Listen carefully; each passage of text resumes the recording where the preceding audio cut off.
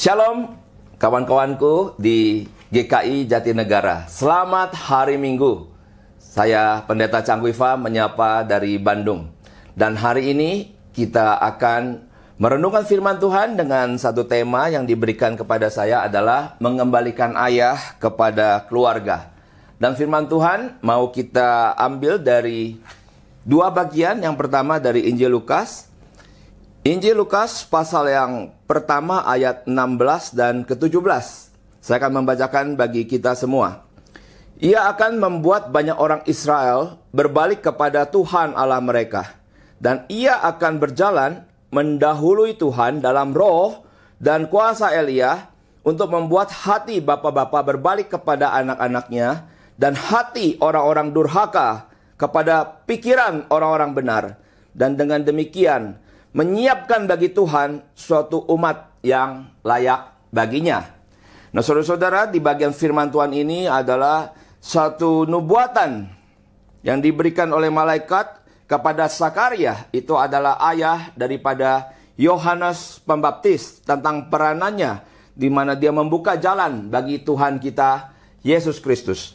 Dan kemudian ayat yang kedua adalah, mari kita membuka dari kitab Kejadian pasal yang ke-18, ayat yang ke-17 dan ke-18 dan 19. Berpikirlah Tuhan, apakah aku akan menyembunyikan kepada Abraham apa yang hendak kulakukan ini? Bukankah sesungguhnya Abraham akan menjadi bangsa yang besar serta berkuasa, dan oleh dia segala bangsa di atas bumi akan mendapat berkat. Sebab aku telah memilih dia supaya diperintahkannya kepada anak-anaknya dan kepada keturunannya, supaya tetap hidup menurut jalan yang ditunjukkan Tuhan dengan melakukan kebenaran dan keadilan, dan supaya Tuhan memenuhi kepada Abraham apa yang dijanjikannya kepadanya. Nah, saudara-saudara, berbicara tentang ayah, ini satu peranan yang tidak mudah. Dari dua bagian firman Tuhan tadi kita telah membaca bagaimana Tuhan merindukan melalui orang-orang beriman yang menikah dengan orang yang beriman, maka akan lahir generasi yang beriman, dan kemudian dari generasi ke generasi, maka nama Tuhan itu boleh dimuliakan melalui tindakan, perbuatan, tingkah laku, dan segala sesuatu yang mereka lakukan di bawah kolong langit ini, di muka bumi ini. Nah, saudara-saudara, saya percaya jikalau kita boleh memiliki anak-anak yang meresponi akan kehendak Tuhan, itu dimulai dari kehadiran seorang ayah yang berperan di dalam keluarganya. Dan kehadiran seorang ayah tidak mungkin itu bisa dia melakukan pekerjaan ini sendirian. Dia harus ditopang, dia harus ditolong, dia harus didoakan oleh istrinya atau ibu daripada anak-anak. Nah, oleh karena itu, sepanjang nanti saya menyampaikan firman Tuhan ini, kiranya para ayah boleh adakan self-reflection. Apa itu self-reflection? Yaitu kita seperti keluar sedikit dari diri kita, menaruh jarak, dan melihat ke dalam diri. Apakah saya sudah menjadi seorang ayah yang baik, seperti yang Tuhan kehendaki? Dengan tujuan apa? Supaya kita boleh mewariskan iman kepada anak kita, kepada cucu kita, sehingga mereka boleh hidup dalam kebenaran. Bagi seorang istri, Anda juga seorang ibu, selama khotbah ini diselenggarakan, apa yang Anda bisa lakukan? Anda catat ini semua dengan baik. Anda boleh menaikkan doa.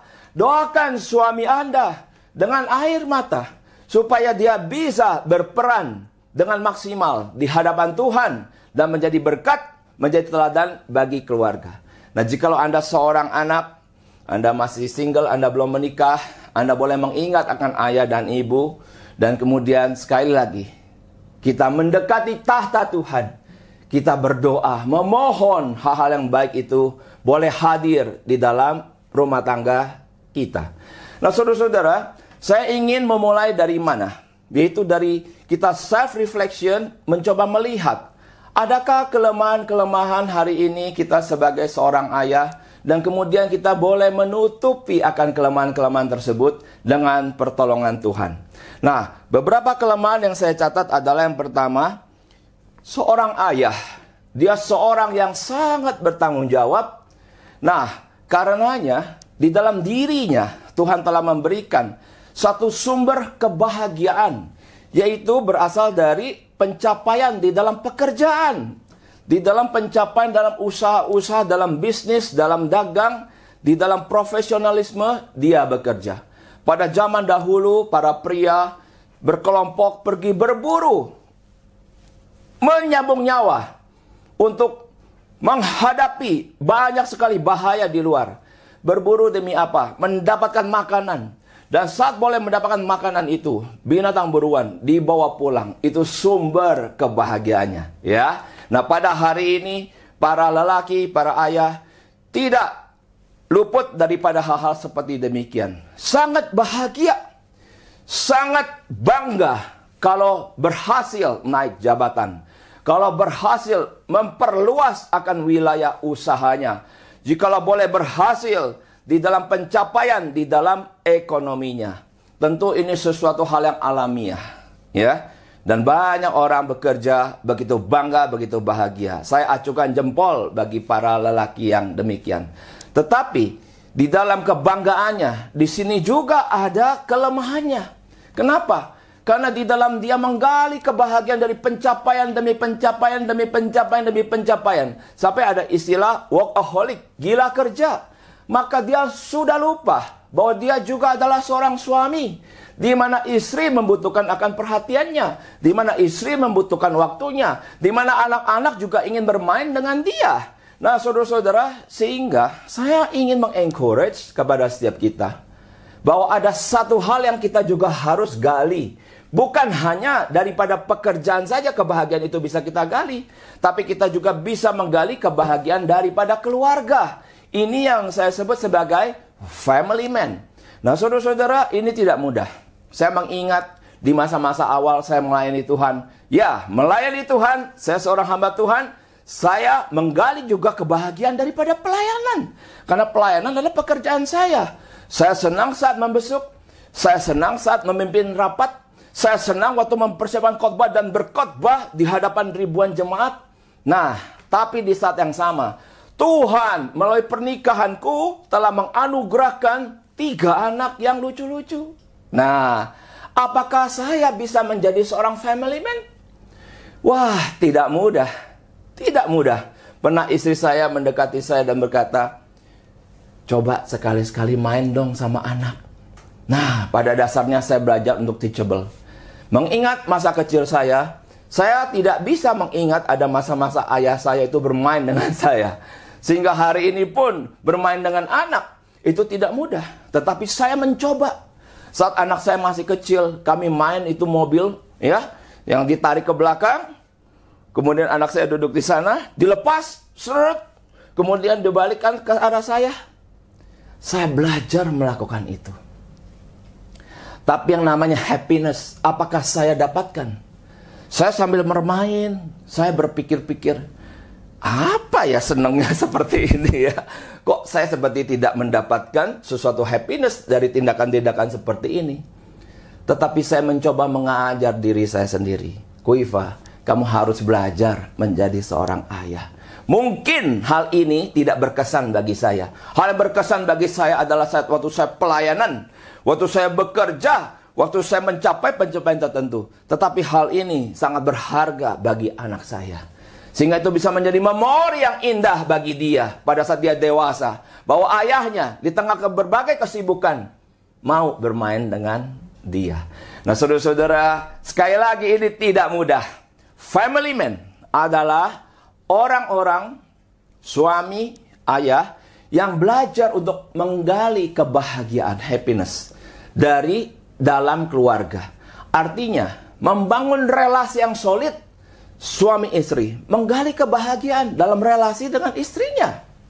Menggali kebahagiaan dari relasi dengan anak-anak, dan bukan segabrukan anak, tapi masing-masing anak. Sebelum masa pandemik ini, saya suka sekali mengajak anak saya itu ada 3 untuk pergi berdua saja dengan saya. Ya, digilir-gilir. Apa sih yang kami isi di situ? Berkomunikasi, bercakap-cakap. Saya ingin tahu apa sih minatnya mereka. Saya ingin tahu siapa teman-temannya. Saya ingin tahu apa cita-cita masa depannya. Saya ingin tahu mereka baca Alkitab itu sudah sampai mana. Nah, saudara-saudara, ini yang kita bisa pelajari sebagai seorang ayah. Nah, yang kedua, kelemahannya adalah merasa mengasihi dengan hanya memberikan financial needs, ya. Jadi kalau artinya keuangan itu sudah dicukupkan, ya sudah, artinya saya sudah mengasihi keluarga ini dan saya boleh kembali bekerja, fokus. Nah, saudara-saudara, di masa pandemik seperti ini tidak mudah. Seorang ayah kemudian harus betul-betul bergumul hari-hari ini. Bolehkah hari ini kita self-reflection? Jika ada begitu banyak kesulitan di dalam perekonomian, dan selama ini kebahagiaan kita digali hanya dari memenuhi kebutuhan keuangan, bekerja demi pencapaian. Justru hari-hari ini di masa pandemik, saya bisa melihat inilah kesempatan kita bahwa bukan hanya mengasihi keluarga dengan memberikan kebutuhan ekonomi, tetapi ada hal-hal lain yang bisa kita isi. Seperti tadi saya sudah katakan, yaitu mengisinya dengan relasi yang bermakna, yang berkualitas. Kelemahan yang ketiga, merasa berhak memuaskan keinginan seperti masih single. Ya, saya bertemu beberapa suami dan ternyata setelah mereka menikah beberapa tahun masih punya hobi, ya, yang ternyata biayanya mahal sekali. Berapa itu? Wah, tidak berani bicara. Istri tahu tidak? Tidak tahu, ya. Ada juga suami yang lain suka sekali memberi, ya. Dan memberi itu tidak salah. Puji Tuhan jikalau bisa memberi. Tetapi apakah memberi itu di dalam kebenaran? Apa artinya memberi dalam kebenaran? Ya, kita sekarang sudah menikah. Saat Anda memberi, istri Anda tahu tidak? Apakah Anda mengkomunikasikannya dengan jelas? Apakah perbuatan-perbuatan Anda itu dalam pengeluaran, di dalam hobi, di dalam pemberian, dalam apapun, apakah pasangan Anda tahu? Firman Tuhan menyatakan, seorang laki-laki meninggalkan ayah dan ibu, bersatu dengan istri, dan bersatu menjadi satu daging. Mereka keduanya telanjang tidak merasa malu. Termasuk di dalam hal hari ini kita soal keuangan. Yuk, kita transparan. Ya, Anda boleh memberi, tapi istri Anda harus mensupport. Dan istri itu adalah di banyak keluarga juga menteri keuangan. Sehingga dia paling tahu kebutuhan-kebutuhan dalam rumah tangga. Jangan sampai Anda ditemukan sebagai seorang lelaki, seorang suami yang boros. Keluar di luar rumah, uang banyak keluar. Tapi di dalam rumah pelitnya luar biasa. Saya menemukan cukup banyak lelaki yang seperti ini. Nah, saudara-saudara, kita tahu bahwa hari ini kita sudah bukan single, ya. Hari ini kita sudah menikah. Maka kita bertumbuh menjadi orang yang matang. Di dalam pikiran, di dalam emosi, di dalam kehendak apapun, itu kita sharingkan kepada pasangan kita. Sehingga, ya, dia bisa menolak. Jika dia menolak bagaimana? Kita orang yang matang. Kita berdiskusi. Oke, sampai apa? Sampai terjadi satu kesepakatan. Puji Tuhan jikalau akhirnya dia mendukung, ya, bahkan memberikan pemikiran-pemikirannya sehingga memperkaya akan dimensi di dalam hal-hal yang kita pernah sukai dan hari ini kita juga masih sukai dan kita tahu ini pun adalah sesuatu yang baik yang kita mau pelihara. Tetapi hari ini kita sudah bukan single lagi. Nah, saudara-saudara, ini hal yang ketiga. Hal yang keempat adalah merasa berhak punya keluarga bahagia tapi tidak mau invest, ya, tidak mau invest something yang special ke dalam family. Oh, saudara-saudara, banyak suami itu komplain kepada istri.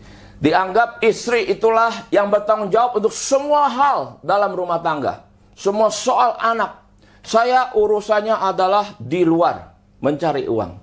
Oh, saudara-saudara, jikalau sudah terjadi pernikahan seperti ini, berarti ada dua divisi, ya. Ada dua divisi. Divisi itu arti pembagian. Dan divisi itu akar kata daripada divorce, artinya perceraian. Di sini saya ingin untuk mengencourage setiap suami, setiap ayah. Yuk, kita juga invest waktu dengan istri kita. Di dalam kita menentukan akan arah daripada keluarga ini. Menentukan akan respon dan tingkah laku dalam keluarga ini. Jangan menuntut family altar. Kenapa rumah ini tidak ada family altar? Kenapa istri saya tidak pimpin? Lah, Anda ada di mana? Kenapa anak-anak tidak baca Alkitab? Lah, Anda adakah mengajarkan anak membaca Alkitab? Kenapa anak-anak ini malas? Nilainya jelek-jelek. Lah, Anda ada temani tidak? Anak-anak itu saat anak-anak itu sedang bergumul, sekarang sekolah online, mereka mungkin jenuh, mereka itu bosan. Mereka itu dari Zoom ke Zoom ke Zoom lagi, dan kemudian orang tua juga sibuk, dan kemudian mereka hanya mainannya gadget dari laptop ke tab ke handphone, balik lagi ke laptop ke iPad, mungkin ke laptop ke handphone, terus di situ kehidupannya. Adakah hari ini kita boleh mendengarkan suara hati daripada anak-anak kita? Anak saya pernah berkata, saya kesepian. Dan kemudian, apa yang harus kami lakukan? Bagaimana respon? Yang mendengarkan. Invest waktu dengan mereka. Ya, ada berkata, love is time. Time is love.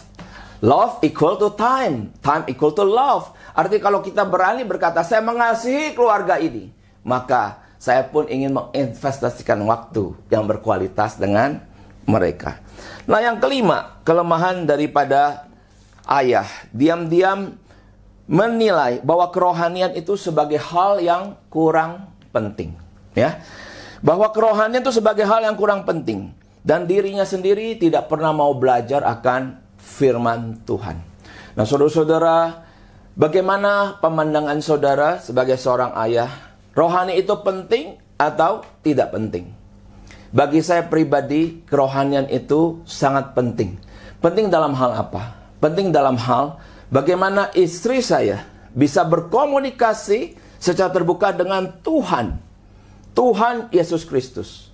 Bagaimana anak-anak saya juga boleh bercakap-cakap dengan Tuhan. Dan Tuhan kemudian menyingkapkan isi hati daripada Tuhan sendiri kepada mereka.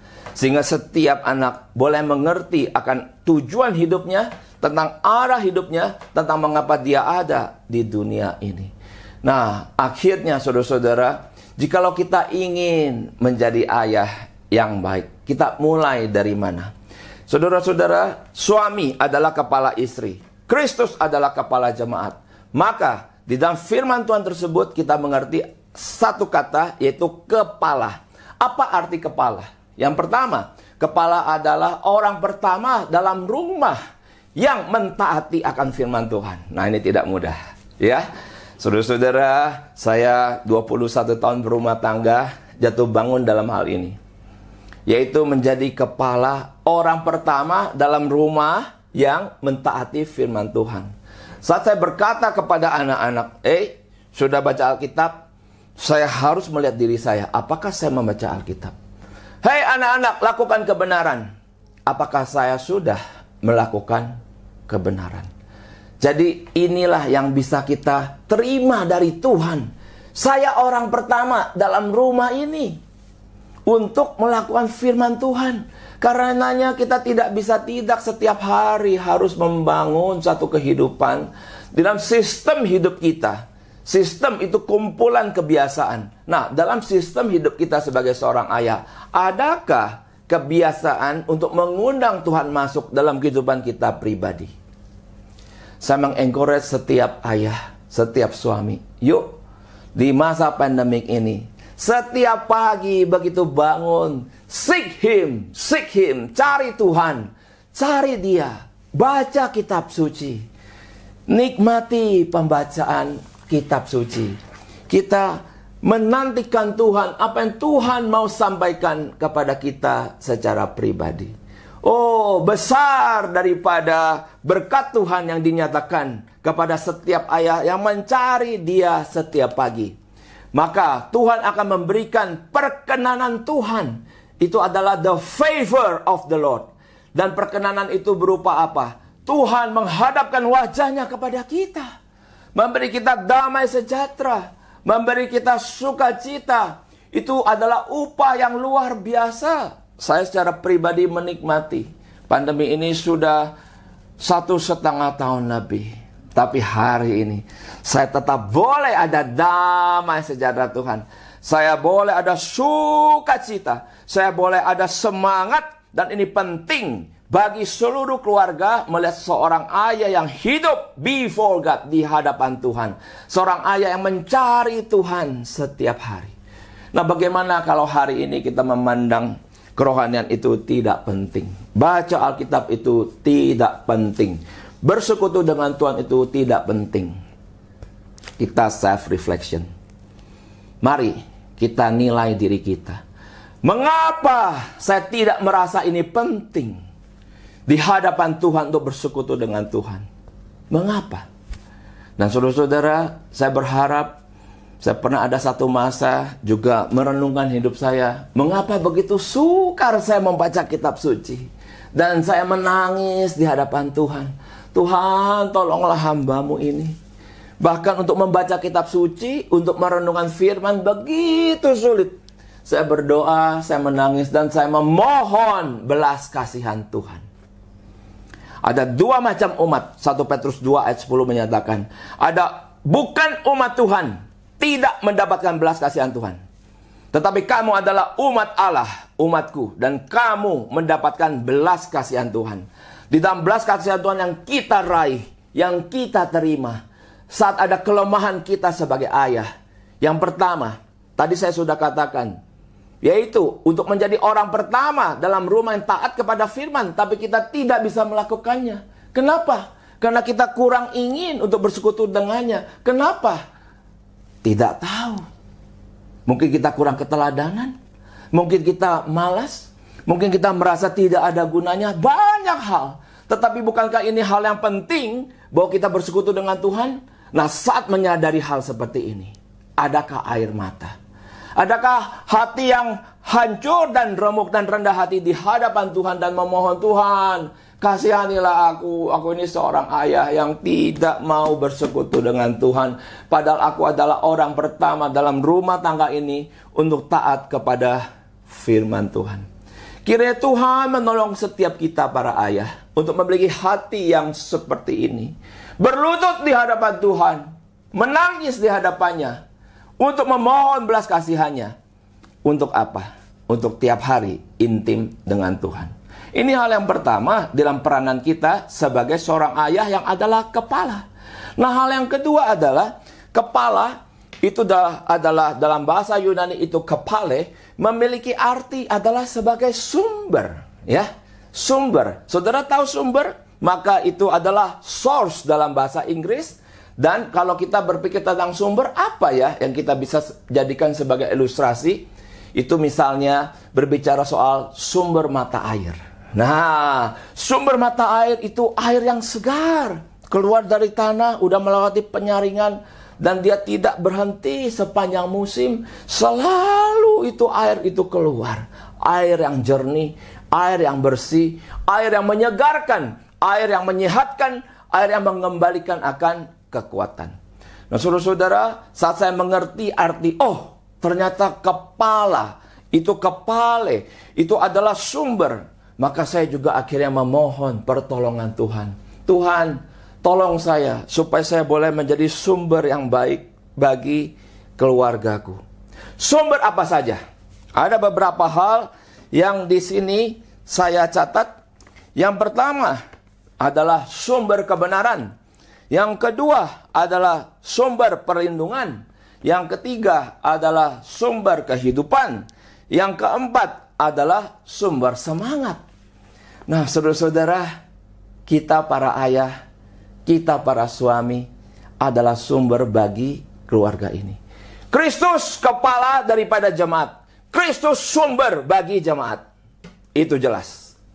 Dan peranan ini kemudian diberikan kepada seorang laki-laki yang kemudian dengan tekad berani menikahi gadis pujaannya, membentuk keluarga. Maka tanggung jawab ini mari kita pikul. Bukan dengan kekuatan kita sendiri. Tidak mungkin. Tidak bisa. Lalu bagaimana kita bisa menjadi sumber bagi keluarga kita? Sekali lagi, dengan intimacy with God, setiap hari. Mencari wajahnya setiap hari. Karena hanya seorang ayah, seorang suami yang takut akan Tuhan, maka Tuhan menghadapkan wajah kepadanya dan memberikan damai sejahtera, sukacita, kekuatan, dan seluruh hal yang dia butuhkan untuk menjadi sumber bagi keluarganya. Saudara-saudara, berbicara misalnya yang pertama, sumber kebenaran. Bagaimana kita memainkan peranan ini? Bagaimana kita menjalankan akan peranan ini? Sumber kebenaran tidak mudah. Salah satunya ya, yang terjadi hari-hari ini di rumah. Kalau anak-anak itu bertanya, dia bertanya kepada siapa? Biasanya dia bertanya kepada yang dekat dengan dia. Kalau dia dekat dengan ayah, dia bertanya kepada ayah. Jika dia dekat dengan ibu, dia bertanya kepada ibu. Nah, di sini jangan kita suka melempar, ya. Saya dulu juga suka pernah melakukan hal ini, tapi saya tahu, oh, ini salah, ini tidak benar. Misalnya apa? Anak datang kepada kita. Pah, boleh nggak ini? Pah, ini bagaimana? Pah, ini jawabannya apa? Lalu kita sok sibuk, ya. Tanya mama. Wah, ya itulah jawaban yang sering kali diberikan kepada anak-anak yang membutuhkan akan jawaban, membutuhkan akan kebenaran. Tanya mama. Tanya mama. Bapak sibuk. Tanya mama. Menganggap remeh, menganggap tidak penting akan pertanyaan itu. Padahal anak-anak itu bertanya dengan seluruh ketulusannya. Betul-betul dia ingin mencari akan kebenaran. Bagaimana harusnya jawaban daripada para ayah, para suami? Nah, pertanyaanmu itu memang bagus. Papa belum ngerti. Nanti papa cari tahu ya akan jawabannya. Itu kalau kita belum tahu jawabannya. Ya, kita bisa hari ini dengan handphone ya, kita Google search dan kemudian kita pelajari dan kemudian kita berikan jawaban. Jikalau ini masih belum solid, kita juga boleh tanya kepada kawan seiman. Anakku tanya kayak gini-gini. Anakmu pernah tanya nggak hal-hal kayak begitu? Waduh, anakmu pintar juga ya. Apa ya? Nah, kemudian berdiskusi. Mungkin jawabannya yang baik itu begini-begini. Nah, saudara-saudara, jangan lepaskan panggilan ini. Bahwa di dalam rumah, seorang ayah itu adalah sebagai sumber daripada kebenaran. Menyatakan apa-apa jawaban. Menyatakan yang benar dan yang salah. Jikalau ada yang salah, kita tegur. Jikalau anak-anak melakukan kebenaran, kita berikan reward, berikan pujian. Dan itu maka akan menghidupkan hati nurani di dalam hati anak-anak kita. Sehingga anak-anak kita mulai familiar dengan sesuatu yang benar. Bukankah tadi dikatakan suatu janji ya, yang diberikan kepada Abraham? Saya akan membacakan bagian ini lagi. Mari kita melihat. Sebab aku telah memilih dia supaya diperintahkannya kepada anak-anaknya dan kepada keturunannya supaya tetap hidup. Supaya tetap hidup apa? Menurut jalan yang ditujukan Tuhan. Dengan apa? Dengan melakukan kebenaran dan keadilan. Melakukan kebenaran dan keadilan. Dan supaya Tuhan memenuhi kepada Abraham apa yang dijanjikannya kepadanya.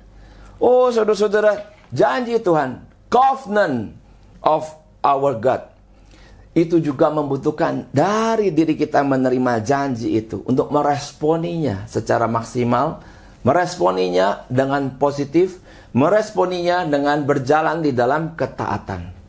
Dan saudara-saudara, berbicara soal kebenaran, ini sesuatu yang harus kita tegakkan di dalam rumah tangga kita. Kenapa? Karena Tuhan yang kita sembah adalah the righteous God.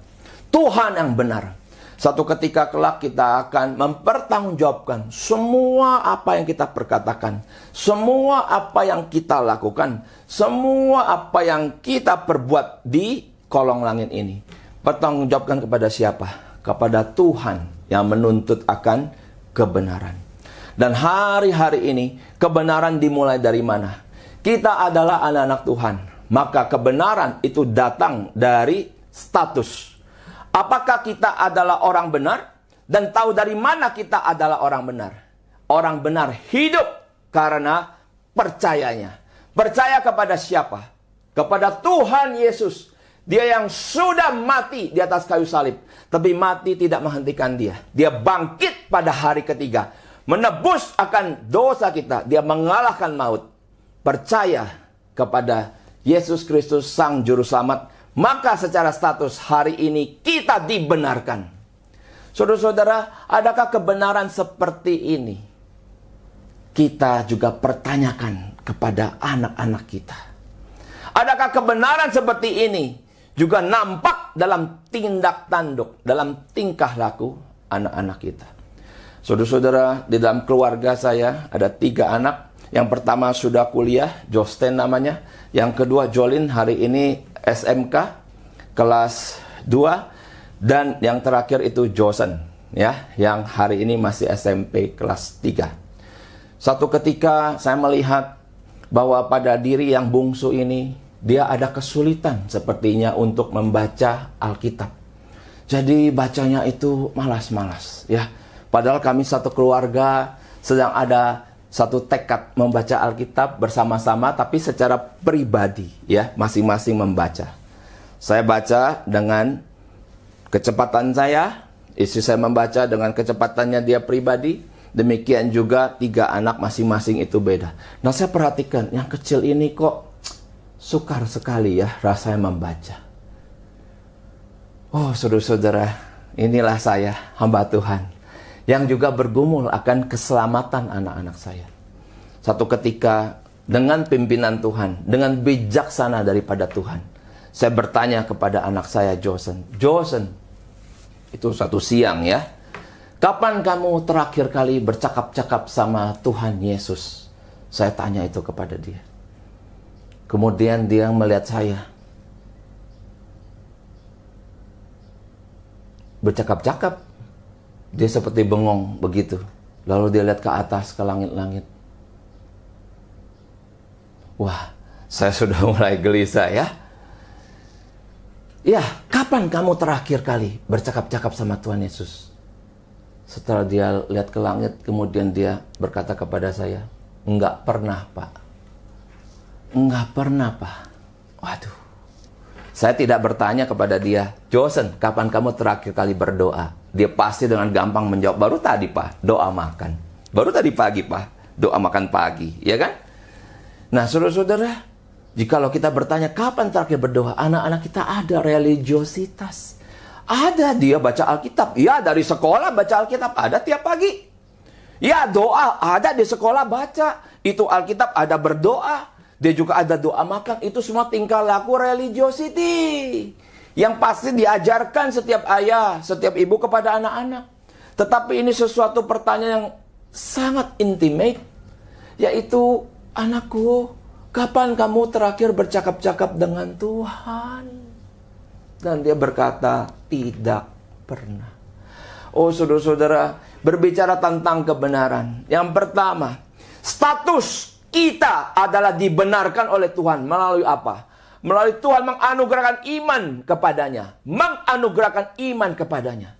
Dan saat itu saya kaget. Waduh, anak saya kemungkinan masih di luar Tuhan. Dan apa yang terjadi besok paginya, saat subuh-subuh saya bangun, saya berlutut di hadapan Tuhan. Saya berdoa, Tuhan, aku memohon anakku ini. Aku sebut namanya. Tuhan berkati dia, anugerahkan dia dengan iman supaya dia boleh percaya kepada Tuhan. Tanpa iman, manusia tidak mungkin dibenarkan oleh Tuhan. Oh, saudara-saudara, saya minta ini di hadapan Tuhan.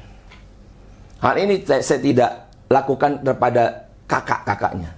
Karena kalau kepada kakaknya saya sudah melihat ada tanda-tanda daripada hadirnya iman itu.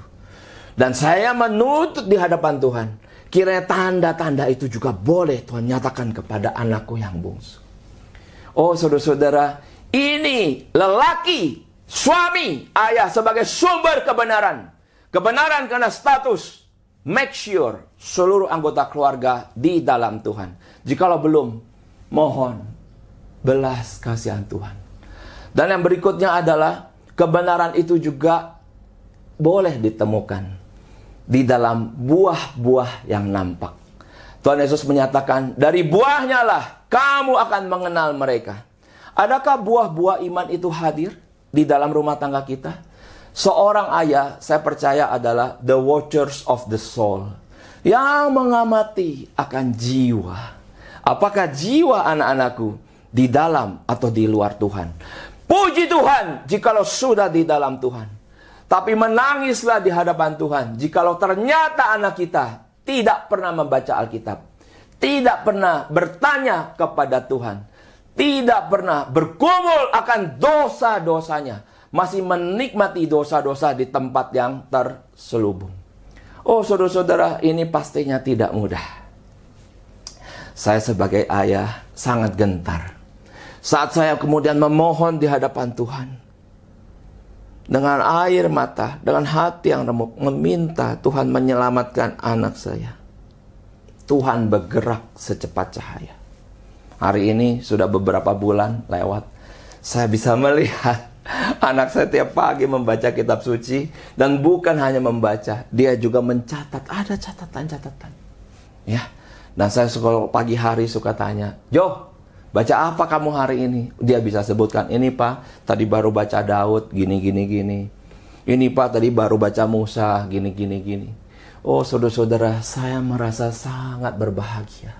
Dan semua itu dimulai dari apa? Dimulai bukan dari perjuangan seorang ayah dalam darah dan daging, tidak ada guna. Tetapi dimulai perjuangan seorang ayah untuk kembali kepada, bersandar kepada Tuhan, memohon belas kasihan Tuhan.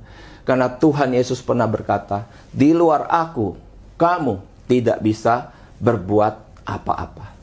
Ini saya sadari penuh sebagai seorang ayah. Nah saudara-saudara, beberapa hal yang lain yang penting tadi saya telah sampaikan, bahwa sebagai sumber perlindungan. Artinya, secara cepat saya membacakan, apakah kita tahu siapa teman anak-anak kita? Apakah kita tahu apa sih yang mereka nikmati di handphone mereka hari ini? Kita harus berkomunikasi dengan mereka. Kita berperan melindungi mereka. Sumber kehidupan itu artinya kita sebagai ayah bekerja, memberikan akan seluruh kebutuhan anak-anak. Di dalam developmental stages, setiap tahapan kehidupan ada kebutuhan mereka masing-masing. Ya, baru-baru ini saya melihat anak saya betul-betul sudah membutuhkan laptop. Maka kemudian saya berjuang supaya itu bisa dia dapatkan. Dan melalui laptop yang dia kemudian bisa dapatkan, dia kemudian berkembang luar biasa. Setiap tahapan ada kebutuhan. Adakah kita hari ini memberikan kebutuhan yang mereka itu betul-betul butuhkan? Kemudian seorang ayah juga adalah sumber semangat. Hari Minggu, tadi pagi, apakah Anda seorang ayah yang membangunkan anak-anak? Hei, ayo bangun, ini sudah hari Minggu, kita akan ibadah, walaupun ibadah online. Ya, setiap hari Minggu saya lakukan hal ini. Anak-anak saya secara umum kalau hari biasa bisa bangun tidur sendiri. Tapi kalau hari Minggu aneh sekali ya, mesti dibangunin. Tapi kemudian sekitar kami ibadah jam 8 online biasanya. Ya setengah 8 saya sudah masuk ke kamar. Ayo bangun, bangun, semangat. Kita hari ini ibadah, happy Sunday. Ayo papa barusan sudah beli lontong kari. Kita makan, ayo. Nah saudara-saudara, peranan-peranan ini saya percaya tidak mungkin dilakukan jikalau kita tidak dekat dengan Tuhan. Para istri, doakan suamimu. Anak-anak, doakan papa mama. Setiap suami, setiap ayah, mari kita menghampiri tahta kemuliaan Tuhan. Dia pasti akan menolong setiap kita. Mari kita tundukkan kepala, kita berdoa. Bapa di dalam kerajaan surga, kasihanilah kami orang berdosa. Tolonglah kami ya Tuhan, supaya kami boleh menjadi seorang ayah yang baik, boleh menjadi seorang suami yang baik. Hal-hal yang kami tadi sudah dengarkan, kiranya kami boleh memperbaiki diri kami, karena kami masih ada goodwill dalam hati kami untuk belajar mengasihi Tuhan seumur hidup kami. Dengan seluruh kekuatan kami, seluruh pikiran kami, seluruh jiwa kami. Tuhan berkati setiap ayah di GKI Jatinegara. Tuhan memberkati setiap istri menjadi penolong yang sepadan. Dan Tuhan berkati setiap anak-anak boleh bertumbuh dalam keluarga, dalam suatu atmosfer yang kondusif. Keluarga yang mengenal akan Tuhan. Terima kasih Bapa. Di dalam nama Tuhan Yesus kami serahkan seluruh doa ini. Amin.